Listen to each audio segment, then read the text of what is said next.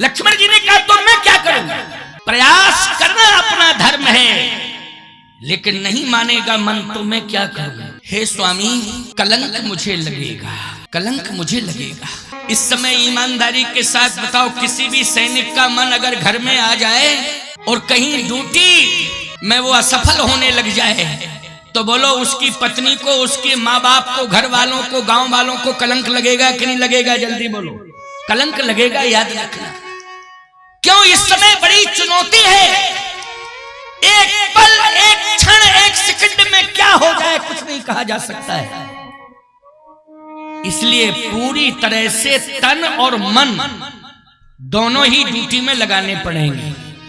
यानी मन विचलित होने का मतलब है कि कहीं ना कहीं धोखा हो सकता है। और धोखा क्या होगा? सैनिक के साथ ही धोखा हो सकता है। हो सकता है कि नहीं हो सकता है? जैसे आप बैठे हैं यहां और आपका मन जो है जयपुर चला गया, तो 1-2 मिनट बाद लौट के आएगा। हम कहेंगे बोलो हम क्या बोल रहे थे? महाराज जी पता ही नहीं, सुन नहीं पाए क्योंकि मन कहीं चला गया। अब वो शब्द निकल गया शब्द, चूक गए तुम। अगर मन को भी यहां केंद्रित किए रहते तो फिर एक एक शब्द आपके कान में तो पड़ ही रहा था, वो अंदर चला जाता। तो लक्ष्मण जी ने कहा इसके बारे में हम कुछ नहीं कह पाएंगे, केवल आश्वासन ही दे सकते कि मन नहीं आएगा। उर्मिला जी ने कहा इसके लिए मैं आपको एक उपाय बता रही हूं। क्या बात है साहब? अरे लक्ष्मण से ज्यादा त्याग उर्मिला का है, लक्ष्मण से ज्यादा महिमा लक्ष्मण की पत्नी उर्मिला की है। लक्ष्मण के प्राण अगर बचे हैं तो उर्मिला का पातिव्य धर्म जुड़ा हुआ है। अगर श्री राम को विजय श्री मिली है तो कहीं ना कहीं उर्मिला की तपस्या भी जुड़ी हुई है। बोलो जुड़ी है कि नहीं जुड़ी है? इसलिए कह रहा हूं कि हमारा देश अगर संघर्ष कर रहा है तो हमारे देश के सैनिक सीमा पर डटे हुए हैं और पूरे मनोयोग के साथ वीरता का प्रदर्शन कर रहे हैं। हमारे देश के प्राइम मिनिस्टर, गृह मंत्री और रक्षा मंत्री और पूरा मंत्रिमंडल, पूरा देश आज साहस के साथ कह रहा है भारत माता की, भारत माता की, भारत माता की जय। आज सभी के स्वर से, कंठ से, दीर्घ स्वर से यही निकल रहा है कि शब्द भारत माता की जय। भारत माता, इसका मतलब है कि हमारी माता को विजय मिलेगी। जय का अर्थ क्या है बोलो भाई? जय जयकार होगी और विजय श्री मिलेगी। लेकिन सत्य तो यह है कि इसमें जो वीरों का साहस बढ़ा हुआ है, केवल सरकार ही नहीं बढ़ा रही है, वीरों का साहस माता भी बढ़ा रही है, अपने बेटे को साहस दे रही है और पत्नी भी अपने पति को साहस दे रही है और महात्मा अपनी तपस्या को समर्पित कर रहे हैं। इसलिए आज पूरी तरह से सैनिकों के साथ संत भी जुड़ा है, सतियां भी जुड़ी हैं, माताएं भी जुड़ी हैं और यहाँ के देवी देवता भी अपनी अपनी शक्ति को समर्पित किए हुए हैं। अपनी अपनी ताकत हमारे देवी देवता दे रहे हैं। ऐसी बात नहीं है। उर्मिला जी का बहुत बड़ा तप है जो लक्ष्मण को संबल दे रहा है और प्रभु श्री राम की विजय पताका फहराने में अहम भूमिका का निर्वाह कर रहा है। ये कौन है? ये है उर्मिला। अच्छा एक बात आपको और बतावें, उधर रावण भी गरज रहा है। आप कहो रावण क्यों गरज रहा है? क्या हथियार के बल पर गरज रहा है कि भुजाओं की ताकत के बल पर गरज रहा है? रावण मेघनाद के बल पर गरज रहा है। क्यों? मेरा बेटा मेघनाद अकेले ही पर्याप्त है, हमें चिंता नहीं है लंका पर विजय पाने की। हमको इसलिए चिंता नहीं है कि मेरे पास ऐसा एक ही वीर योद्धा है जो अकेले ही पर्याप्त है। रावण कहता है वो मेरा बेटा मेघनाद। मैं आपको एक बात बताऊं, अगर इधर लक्ष्मण की पत्नी उर्मिला तपस्या कर रही है तो बोलो लंका में मेघनाद की पत्नी सुलोचना, बोलो सुलोचना तपस्या कर रही है कि नहीं कर रही है? सुलोचना भी तपस्या कर रही है, वो भी महान पतिव्रता है। अब बताइए, यहां उर्मिला की तपस्या अयोध्या में और लंका में सुलोचना की तपस्या। चुनौती है, चुनौती है, याद रखना। लेकिन वजनदार तपस्या भारी पल्ला पड़ रहा है आर्यावर्त की तपस्विनी का। जैसे पाकिस्तान की भी नारी सोच रही होगी ना कि मेरा पति जो है फौज में है, सैनिक है, वो जो है सीमा पर लगा हुआ है, वो भी कुछ ना कुछ अपने इस्लाम के हिसाब से कर रही होगी। क्या कर रही है मुझे पता ही नहीं, हो सकता है यही कर रही हो पाकिस्तान में, संडे हो चाहे मंडे रोज खाओ भाई, यही कर रही हो, क्या पता। क्यों भाई, मुझे क्या पता क्या कर रही है। लेकिन सही बात तो यह है कि भारत की नारी महान पतिव्रता आज अपने पति के लिए ही तप नहीं कर रही है, अपने राष्ट्र के लिए भी तपस्या कर रही है कि हमारा राष्ट्र जो है सुरक्षित रहे और राष्ट्र हमारा विजयश्री को प्राप्त हो, इसके लिए भी तपस्या कर रही है। हम अन्य देश की नारियों के बारे में नहीं कहेंगे, लेकिन अपने देश की नारी की गारंटी के साथ कह सकते हैं। अच्छा बोलो भाई, इन दोनों सतियों में पल्ला किसका भारी हो रहा है तपस्या का? उर्मिला का। सुलोचना भी ताकत लगा रही है, पूरी तपस्या कर रही है, लेकिन पल्ला जो है भारी पड़ रहा है उर्मिला का। इसका पल्ला दिनों दिन हल्का होता जा रहा है। अब क्यों होता जा रहा है इसकी बात भी मैं बताऊंगा। अभी तो तुम धैर्य धारण करो और सुनते जाओ, क्योंकि दो सतियों का चरित्र है। जैसे विस्तार से उर्मिला जी का चरित्र वर्णित नहीं किया गया है अयोध्या कांड में या बालकांड में, तो थोड़ी चर्चा है, विवाह के समय चर्चा आई है। जानकी लघु भगिनी, सीता जी की छोटी बहन, सुंदर शिरोमणि जानकी, शिरोमणि कहा गया है। लक्ष्मण जी की पत्नी को शिरोमणि कहा गया है, क्योंकि लक्ष्मण जी मणि हैं, फणी हैं, तो उर्मिला जी क्या है? मणि। क्यों भाई? मणि हैं। फणी और मणि का जोड़ होता है ना। कल भी मैंने कहा था राम जी भी मणि हैं तो लक्ष्मण फणी हैं, यहाँ उर्मिला जी मणि हैं तो लक्ष्मण क्या है? फणी हैं। इस प्रकार के भाव मैंने बताए थे।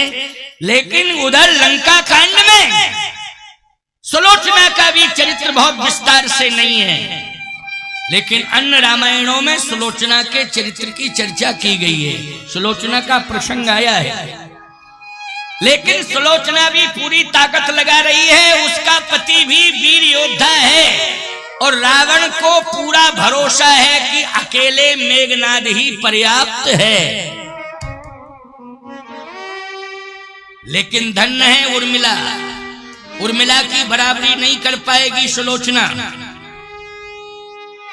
उर्मिला जी ने कहा कि मेरे पास एक उपाय है, आपका मन भी मेरे पास नहीं आना चाहिए। तो मन को कैसे बस में किया जाए? मन को बस में करने का क्या उपाय है? उर्मिला की आंखों से आंसू आने लगे। उर्मिला ने कहा कि मेरे कारण ना मन आएगा, मेरे कारण। दौड़ी दौड़ी गई और एक बाण ले आई, बाण, और कहा इसको ले जाइए। मेरी तुरीर में तो बहुत बाण है, इसकी क्या जरूरत है? ये उर्मिला के नाम का बाण है। ये किसके नाम का बाण है? उर्मिला के नाम का बाण है, और इसकी पहचान है। मैं अपने हाथ से दे रही हूं, और स्वामी ठीक से देख लीजिए, इसकी पहचान कर लीजिए। ये तुड़ीर में किसी राक्षस को मारने के लिए प्रयोग मत करना इस बाण का। ये बाण मेरे नाम का है, मैंने अपने लिए दिया है।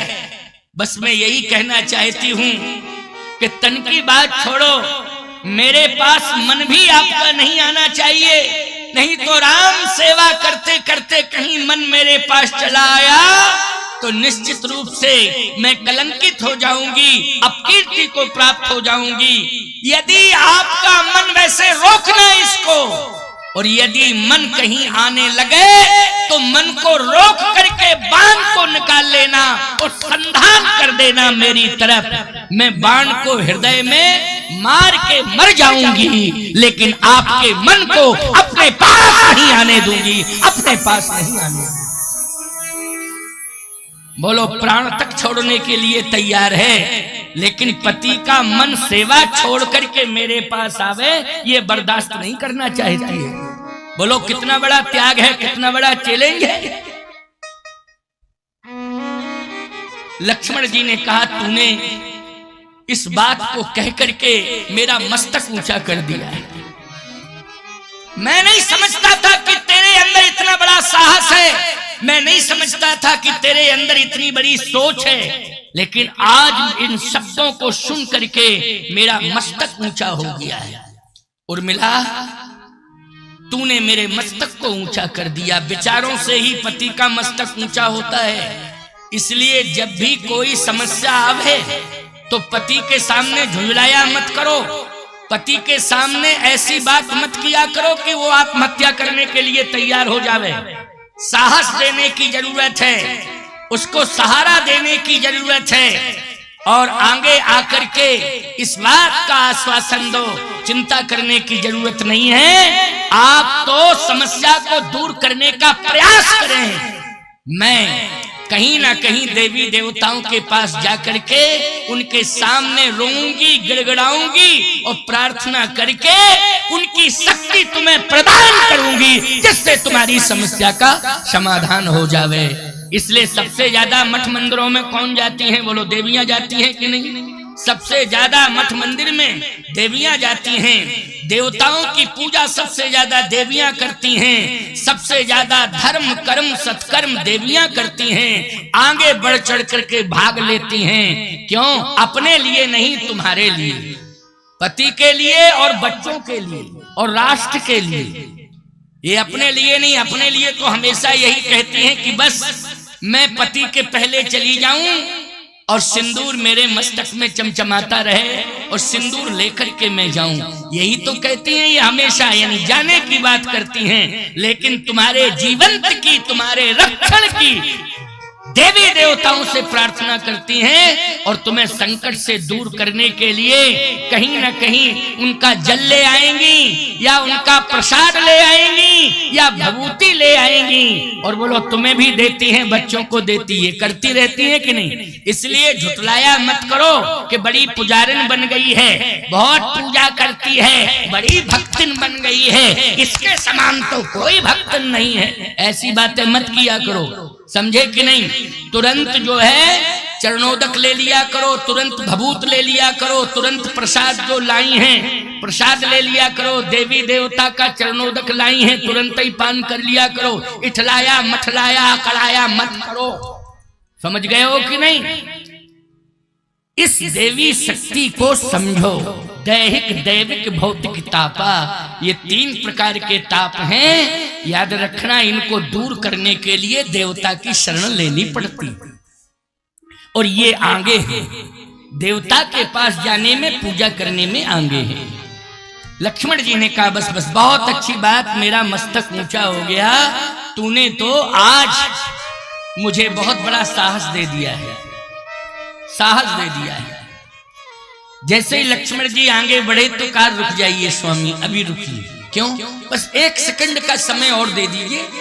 लक्ष्मण जी बोले हो सकता है अभी बाण लाई, अब पता नहीं क्या प्रमाण लेके आ रही है, अभी बाण लेके आई, अब कोई प्रमाण लेके आ रही होगी तो प्रमाण भी देख लें इसका क्या है।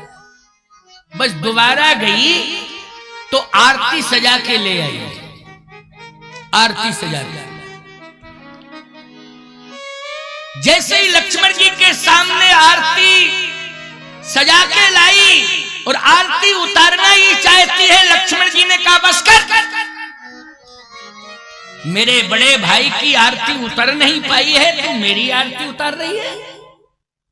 मेरे भैया सिंहासन पर बैठते, राजा बन जाते, उनकी आरती उतारी जाती, लेकिन भैया की आरती नहीं उतर पाई, वो अभिषेक नहीं हो पाया, राजा नहीं बने, उनकी आरती नहीं उतारी गई, और मैं अपनी आरती उतरवाऊंगा। रुक रुक,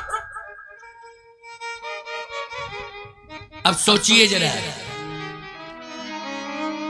यदि बिना आरती किए दीपक बुझता है तो बोलो अपशगुन होता है कि नहीं होता है? जल्दी बोलो।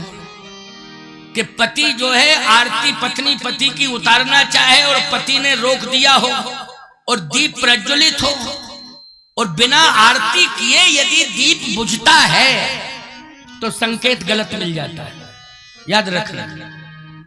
लेकिन उर्मिला तपस्विनी है माताओं, उसने कहा ठीक है स्वामी, मैं आरती उतारना चाहती थी, मैं नहीं समझ पाई कि आप इतने भावुक हैं। खैर, मैं आपकी भावना का आदर करती हूं और आप अपने भाई के प्रति समर्पित हैं, इसलिए अपने भाई के दुख को देख करके आप भी अत्यधिक दुखी हैं और आप मेरे हाथों से आरती नहीं स्वीकार करना चाहते हैं, तो मैं एक आश्वासन ले रही हूं आपसे। जब स्वामी राम लौट के आएंगे, सिंहासन पर बैठ जाएंगे, उनकी आरती हो जाएगी राजा बनके, तब आप मेरे हाथ से आरती करवाएंगे कि नहीं? मैं आरती करने का अधिकार रखती हूं कि नहीं? तब तो मैं कर ही सकती हूं।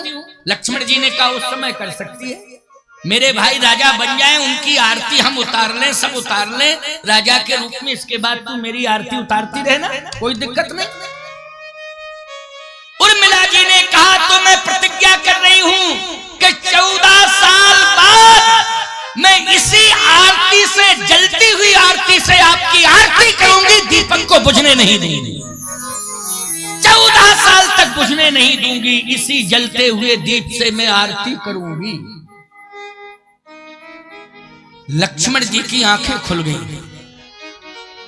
14 साल तक उर्मिला ने कहा कि मैं केवल दीपक को निहारूंगी और इसकी ज्योति को बुझने नहीं दूंगी, और न ही मैं घी डालूंगी उसमें, न ही इसको संभालूंगी, केवल हाथ पर लिए रहूंगी और इंतजार करती रहूंगी, और इस दीप की ज्योति में ही आपका दर्शन करती रहूंगी। 14 साल तक आपका दर्शन करती रहूंगी। और 14 साल तक उर्मिला दीप को हाथ में लिए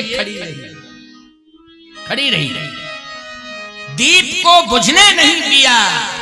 इसी तरह से ज्योति जलती रही प्यारे, और ज्योति को देख देख करके उर्मिला विश्वस्त होती रही कि मेरे पति का बाल बांका नहीं हुआ है, मेरे पति का बाल बांका नहीं हुआ है, क्योंकि ज्योति बता देती है। ज्योति अगर कुछ भी होता तो याद रखना बुझ करके दीपक बता देता, बस कर, हो गई तेरी तपस्या, ये दीप बुझ गया है। लेकिन ज्योति यूं की यूं जलती रही। 14 साल तक हाथ में लिए रही दीपक को, खड़ी रही और तपस्या करती रही, और यही कहती रही ज्योति से कि अंधकार ना होने पावे, प्रकाश ही होना चाहिए, अंधकार ना होने पावे, प्रकाश ही होना चाहिए। एक भाव आपको और बता दूं, प्रसंग तो थोड़ा हटके है, लेकिन 5 मिनट की बात है, इसके बाद आगे बढ़ूंगा मैं, क्योंकि उर्मिला जी का चरित्र यदि आ गया है तो फिर इसको शेष क्या छोड़ूं। इसलिए नहीं छोड़ना है कि थोड़ा सा तो चरित्र ही है और उसमें भी रह जाए तो फिर क्या सुनने को मिलेगा। लेकिन सुन लीजिए, उर्मिला जी ने शपथ ले ली है और दीप को हाथ में लिए है और ज्योति को देख रही है और प्रतिज्ञा कर रही है कि इसको मैं बुझने नहीं दूंगी, इसी से आरती उतारूंगी।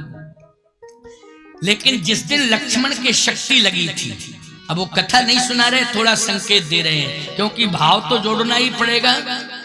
लक्ष्मण के जब शक्ति लगी तो याद रखना, श्री राम अधीर हो गए लेकिन उर्मिला अधीर नहीं हुई। जो जगत का स्वामी है वो अधीर हो गया, लेकिन उर्मिला जो है अधीर नहीं हुई। क्यों? उर्मिला क्या देख रही है? जल्दी बोलो। उर्मिला देख रही है ज्योति को, और ज्योति में किसका दर्शन कर रही है? अपने पति का। और जैसे ही राम जी ने गोद में लिटाया लक्ष्मण को, वो दृश्य देख रही थी। कौन देख रही थी? ज्योति में उर्मिला देख रही थी। याद रखना, अयोध्या में खड़ी है लेकिन घटना लंका में घट रही है। और उसी ज्योति में क्या देख रही है कि मेरे पति को आज स्वामी राम की गोद में लिटा दिया है। लेकिन ज्योति हिल नहीं रही है, ज्योति जो है मंद नहीं पड़ रही है। तो साहस बढ़ गया उसका कि मेरे पति लेटे जरूर हैं लेकिन कुछ हुआ नहीं, कुछ नहीं हुआ है। अगर कुछ होता, श्वास भी मंद पड़ती, तो ये ज्योति मुझे बता देती कि बस कर, थोड़ी देर में ये शांत होने वाली है ज्योति। लेकिन गोस्वामी जी कहते हैं उर्मिला देख रही है और ज्योति से सारा दृश्य उसे दिखाई दे रहा है। याद रखना, भरत में भी इतना तेज नहीं है कि वो लंका की घटना को देख सके। कौशल्या में भी वो तेज नहीं है कि लंका की घटना दिखाई दे। वशिष्ठ जी में भी वो तेज नहीं है कि लंका की घटना दिखाई दे। लेकिन लंका की संपूर्ण घटना, पूरी गतिविधियां कौन देख रही है? उस ज्योति के माध्यम से उर्मिला देख रही है। थोड़ी देर में क्या देख रही है? लक्ष्मण मेरे पति जो है रघुनाथ की गोद में लेटे हैं और एक बानर लाया है। अभी देखा नहीं ना हनुमान जी, बानर जो है उठा के लाया है। बानर मानी हनुमान जी लाए थे। कौन लाए थे? लक्ष्मण को युद्ध के मैदान में जब मेघनाथ का शक्ति बाण लगा था तो लक्ष्मण को उठा करके राम जी के पास कौन लाए थे? हनुमान जी लाए थे। तो वो देख रही है कि एक बानर जो है उठा रहा है और मेरे पति को ला रहा है। और फिर देखा कि मेरा पति जो है स्वामी राम की गोद में लेटा हुआ है। लेकिन ज्योति तो बिल्कुल मंद नहीं पड़ रही है, ज्योति हिल डुल भी नहीं रही है। इसका मतलब है कि उर्मिला अधीर नहीं हुई है। अधीर कौन हुए हैं? इस दृश्य को कौन देख रही है ज्योति में? उर्मिला। और कहां पर है उर्मिला? अयोध्या में। घटना कहां घटी है? लंका में। लेकिन ज्योति नहीं हिल रही है। राम जी बार बार हिला रहे हैं, हृदय से लगा रहे हैं लक्ष्मण को, आंसू बहा रहे हैं और कहते अब मैं अयोध्या नहीं जाऊंगा। किस मुंह को लेकर के जाऊं? लेकिन उर्मिला जी ने कहा नहीं नहीं, मेरे पति को कुछ भी नहीं हुआ है। मेरे स्वामी अधीर हो रहे हैं। मेरे प्रभु राम, मेरे अयोध्या के नाथ, मेरे अयोध्या के नाथ मेरे पति को देख करके अधीर हो रहे हैं। लेकिन मुझे विश्वास है कि मेरे पति को कुछ भी नहीं हुआ है, नहीं तो ये ज्योति मुझे बता देती। बस कर, हो गई तेरी तपस्या, तेरा पति तो अब दुनिया से दूर हो रहा है। अब बात कर रही थी दीपक से, वहां कोई नहीं है, कोई नहीं है। लेकिन आकाशवाणी हुई। अरे इतनी बातें करने की क्या जरूरत है? वहां तो अंधकार छा गया है। जो त्रिभुवन का स्वामी है वो माथा पटक पटक करके रो रहा है। लंका में खुशी के नगाड़े बजाए जा रहे हैं। लंका में नाच गाना हो रहा है कि हम लोग सफल हो गए, सफल हो गए, सफल हो गए, क्योंकि राम के छोटे भाई लक्ष्मण को सदा सदा के लिए हम लोगों ने समाप्त कर दिया है। और तू यहां दीपक देख देख करके अपने मन को संतोष दिला रही है। याद रखना, उस आकाशवाणी को उर्मिला जी ने जवाब दे दिया। उर्मिला जी ने कहा है, शब्दनाद करने वाले, शब्द घोष करने वाले तुम कोई भी हो, मेरी बात को सुन लो। मेरे स्वामी को कुछ भी नहीं हुआ है, फिर तुम्हारे अयोध्या नाथ क्यों दुखी हो रहे हैं, इतना क्यों माथा पटक रहे हैं? अगर कुछ हुआ नहीं होता तो क्या अभिनय कर रहे हैं वो? उर्मिला जी ने कहा नहीं नहीं, मैं यहीं से देख रही हूं। तो फिर गोद में क्यों लेटे हैं? कहा अयोध्या नाथ को दया आ गई मेरे पति के ऊपर कि लक्ष्मण बहुत महीनों से जाग रहा है, जाग रहा है, जाग रहा है। कम से कम शक्ति के बहाने, वीर घातनी शक्ति के बहाने थोड़ा 2, 4, 5 घंटे इसको नींद दिला दी। इसलिए मेरे पति तो सो रहे हैं, सो रहे हैं। वो अयोध्या नाथ चूंकि लंका के लोग समझ ना जाएं इसलिए अभिनय में रो रहे हैं। लंका के लोग समझ ना जाएं कहीं इसलिए अभिनय में रो रहे हैं। और मेरे पति के ऊपर अयोध्या नाथ ने कृपा कर दी है, 2, 4, 5 घंटे के लिए सुला दिया है, इसलिए इसी बहाने वो सो रहे हैं। भाल सुहाग पे बिंदु सुशोभित, माग में श्रोण निहारती हूं मैं। सिंदूर, यही सिंदूर ऑपरेशन हुआ ना। और उर्मिला बार बार क्या कह रही है कि मेरा सिंदूर चमक रहा है। भाल सुहाग पे बिंदु सुशोभित, मानी मेरी बेंदी चमक रही है। सुहागनी नारी का श्रृंगार है ना बेंदी,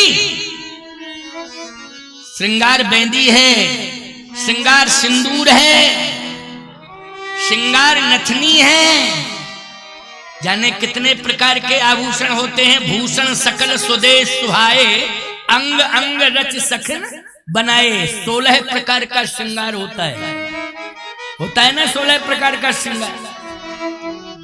ये हमारा सनातनी श्रृंगार है 16 प्रकार का। उनमें बड़ो महत्वपूर्ण भूमिका बेंदी की होती है कि नहीं होती है? बेंदी की अच्छा महत्वपूर्ण भूमिका सिंदूर की भी होती है कि नहीं होती है? ये मंगल सूत्र की भी बोलो महत्वपूर्ण भूमिका होती है कि नहीं? सुहागवती नारी के जो आभूषण हैं, जो श्रृंगार है, उस श्रृंगार में बेंदी, सिंदूर, मंगल सूत्र ये बहुत ही महत्वपूर्ण होते हैं। उर्मिला किसे देख रही है? बोलो अपने सिंदूर को देख रही है, अपनी बेंदी को देख रही है, अयोध्या में है। कितना बड़ा चरित्र है बोलो भाई उर्मिला का। लोग कहते नहीं है, सुनाते नहीं है, कहते रामायण में लिखा ही नहीं है। अरे 6 शास्त्र जब सब ग्रंथन को रस, जब सभी ग्रंथों का रस रामायण में भरा है तो ग्रंथों से लाओ ना, रामायणों से लाओ, निकाल के लाओ। लेकिन क्या करें, बस चाय पी, खाना खाया और खर्राटा मार के सो गए। और मंच पे आके आरती रामायण हो गई, रामायण बोले जो लिखा है वो सुना रहे हैं। नहीं नहीं, 6 शास्त्र सब ग्रंथन को रस, इसमें रस भरा हुआ है। और ग्रंथों का रस फल नहीं, और सब फल हैं। रामायण में रस है, रस। सिंदूर की बड़ी महिमा है। और बेंदी छोटी सी होती, उसकी बड़ी महिमा। वो उर्मिला जी के मस्तक पर बेंदी है ना, सिंदूर लगाए हैं। देख रही हैं बार बार बिंदिया को, ए तू जवाब दे, कुछ हुआ है? तो बिंदिया खिलखिला रही है, हंस रही है। अच्छा बताओ, सुहाग का आभूषण अगर प्रसन्न है तो इसका मतलब है कि पति पूर्ण रूपेण सुरक्षित है। वो बिंदिया जो है आज की कलयुग की नहीं है मेहंदी, वो त्रेता की मेहंदी है, बात करती है। मुद्री भी बात करती थी, क्योंकि जब हनुमान जी ने सीता जी को मुद्री दी ना, तो याद रखना सीता जी ने कहा बोल बली मुद्री, अरे बोल बोल बोल, मैं जो पूछूं उसका उत्तर दे, बोल बोल बोल जो मैं पूछूं। इसका मतलब है कि मुद्री भी बोलती थी। गोस्वामी जी ने लिखा है बोल बली मुद्री, बेदी भी बोलती है, मुद्री भी बोलती है, क्योंकि सीता जी से लंका में मुद्री बोली है और अयोध्या में उर्मिला से बेदी बोली है। इसलिए उर्मिला जी ने कहा बोल बोल बोल, खिलखिला पड़ी, हंस पड़ी बेदी। उर्मिला जी ने कहा अब सोचने की आवश्यकता नहीं, एक तो ज्योति विश्वास दिला रही है कि ना हिल रही है ना डुल रही है, और बेदी से मैंने पूछा तो खिलखिला के हंस रही है।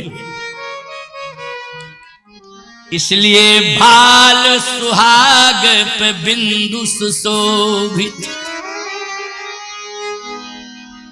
माताओं, बेदी छोटी होती है, वजन भी कम होता है उसका, लेकिन सिर पर रहती है।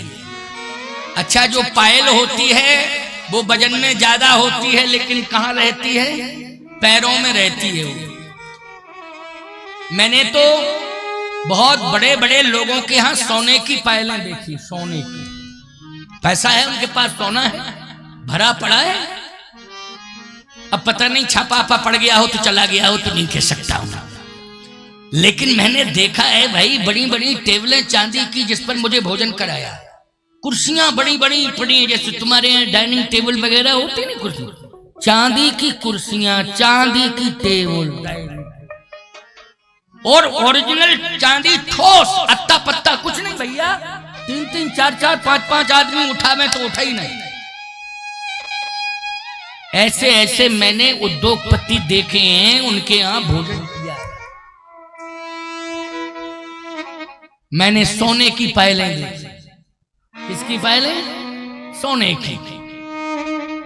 अब सोचिए जरा, सोने की बेंदी भी होती है, लेकिन स्थान कहां मिलता है उसे?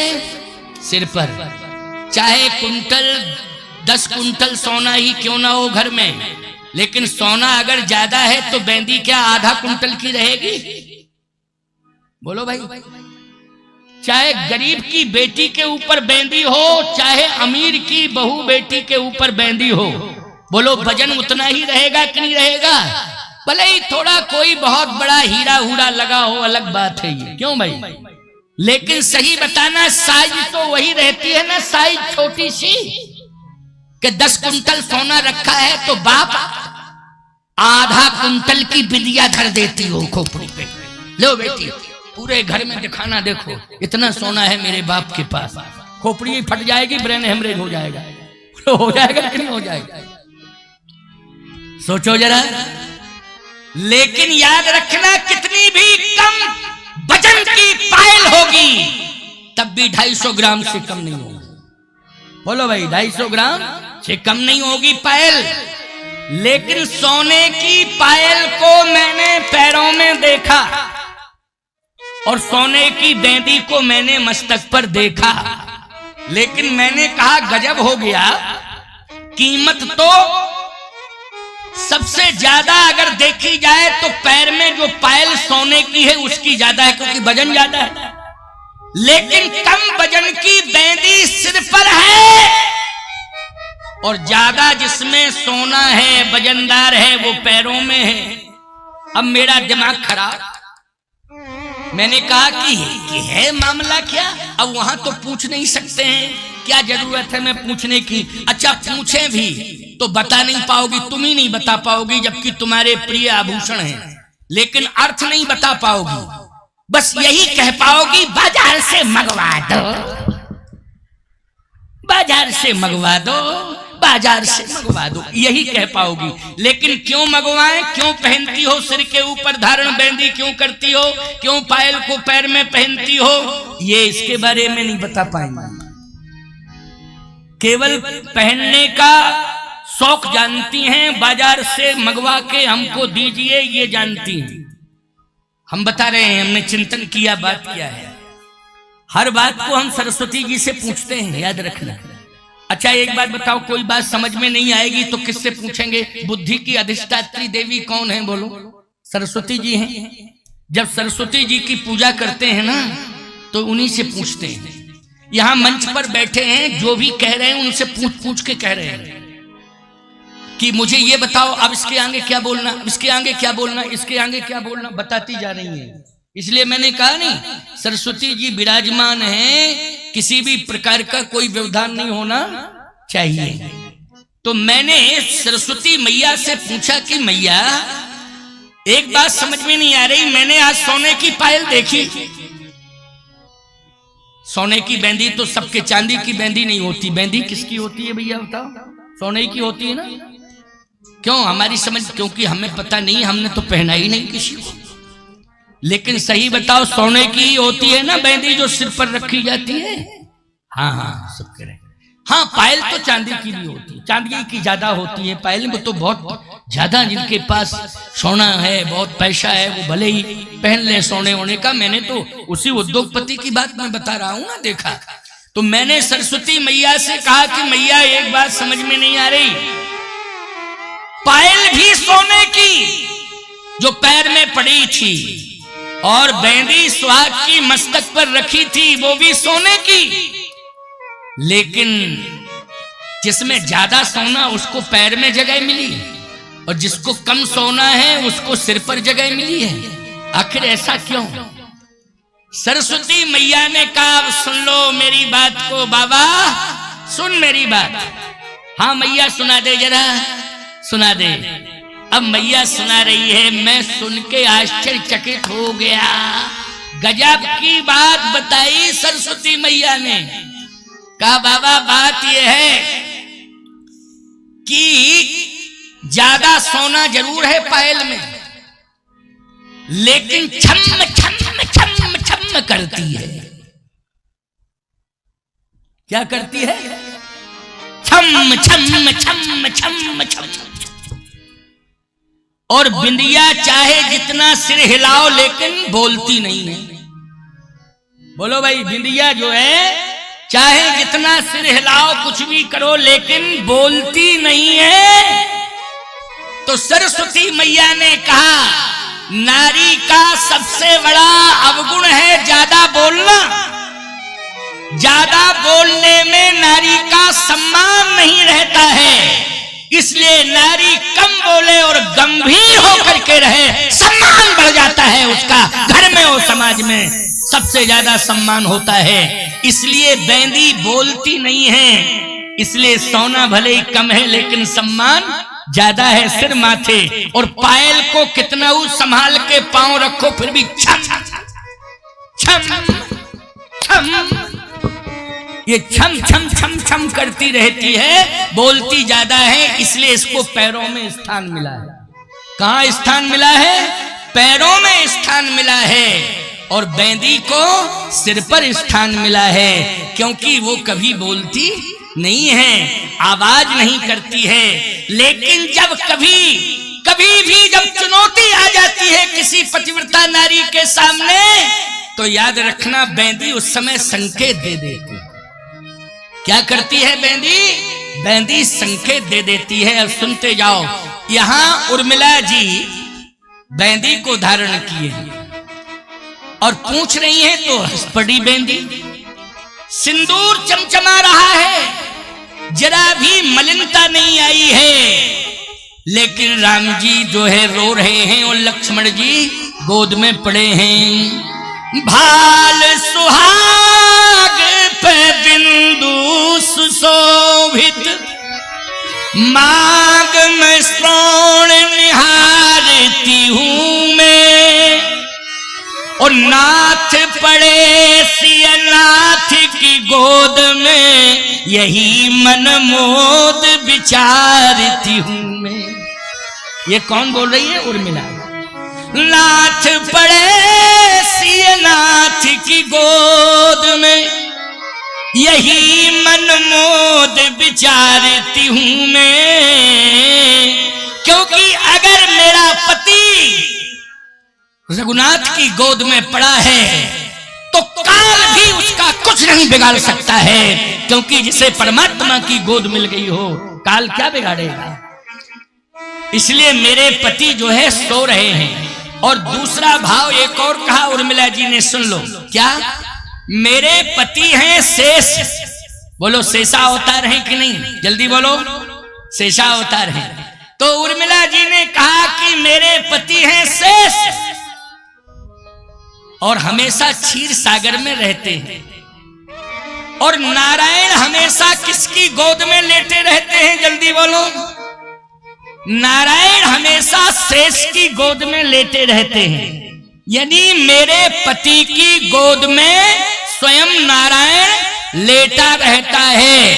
लेकिन आज नारायण को दया आ गई कि हमेशा मैंने शेष की गोद में लेटने का सौभाग्य लिया है, लेकिन आज मैं शेष को अपनी गोद में लिटाऊंगा और सुख दूंगा। कि सुख कैसा होता है गोद में लेटने का।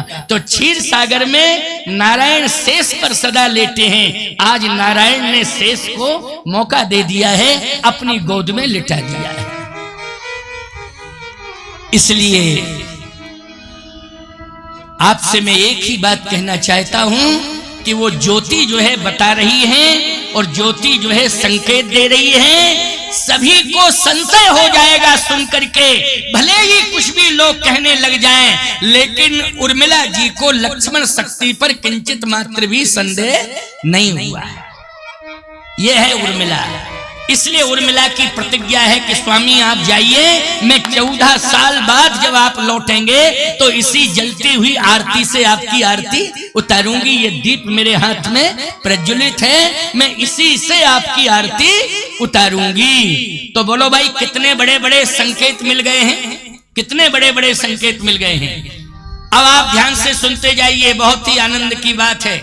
कोई बात नहीं है, पवन देवता हैं। मैंने क्या कहा, हवा आ रही है और हवा निकल जाएगी। चारों तरफ से तो खुला हुआ वातावरण है, इसलिए हवा आएगी और निकल जाएगी। जो एक उमस का वातावरण हो रहा था, जो एक गर्मी का वातावरण हो रहा था, आज उसमें आप लोगों को भी शीतलता का अनुभव हो रहा है। इसलिए कोई दिक्कत की बात नहीं। अब आप कहो महाराज ये धूल आ रही है, ये धूल नहीं है, ये भारत माता के चरणों की रज है तो हमारे सिर पर पड़ रही है। और यज्ञ भगवान स्वयं वर्षा कर रहे हैं, रज भेज रहे हैं, अपनी रज हम सबको दे रहे हैं। इसलिए इसमें तुम्हें अनुभव नहीं करना चाहिए किसी भी तुम्हारी।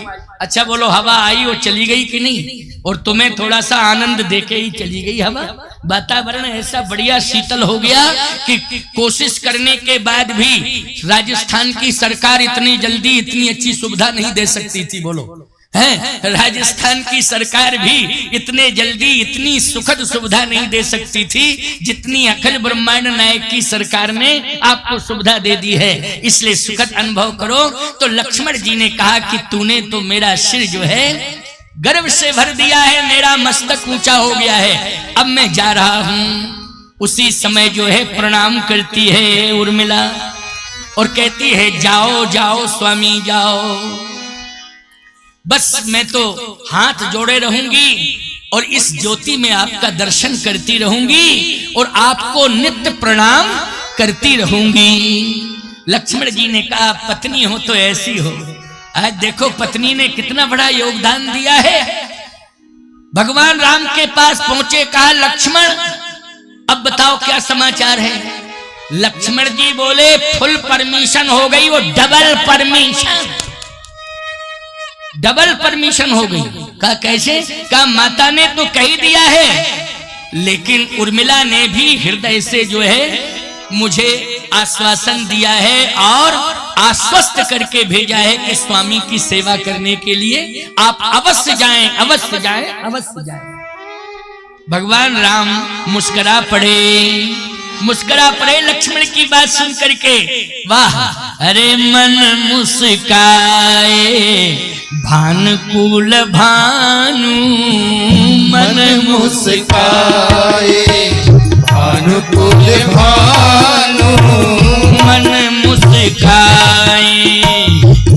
भानुकुल भानु मन मुस्काए भानुकुल भानु राम सहजया नंद निधानु राम सहजया नंद निधानु राम सहजिया नंद निधानु राम सहजया नंद निधानु मन मुस्काए भानुकुल भानु मन मुस्काए भानुकुल भानु आंगे राम लखन पुनि पाछे आगे राम लखन पुनि पाछे आंगे राम लखन पुनि पाछे आगे राम लखन पुनि पाछे मुनि बर भेष बने यति काछे मुनि बर भेष बने अति काछे मुनि बर भेष बने अति काछे मुनि बर भेष बने अति काछे उभय बीच सिए सोहत कैसी उभय बीच सिए सोहत कैसी उभय बीच सिए सोहत कैसी उभय बीच सिए सोहत कैसी ब्रह्म जीव बीच माया जैसी